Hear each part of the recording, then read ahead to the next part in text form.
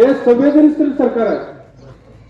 आपले आमदार माननीय विक्रमदादा सावंत यांनी सुद्धा अनेक वेळा प्रश्नाची उचल केली, परंतु जत तालुक्याचं दुर्भाग्य म्हणावं का आमचं दुर्भाग्य म्हणावं याची कल्पना त्यांना वारंवार राहत नाही आणि पाठपुरावा करूनही आणि योजना नुसत्या मंजूर झाल्या।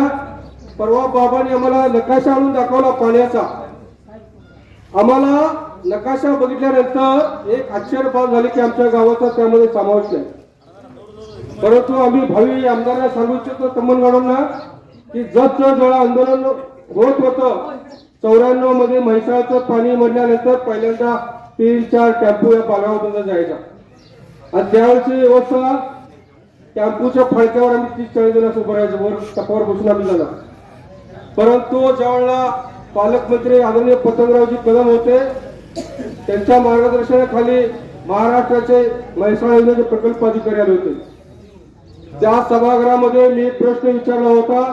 Press the bell icon on the YouTube app and never miss another update.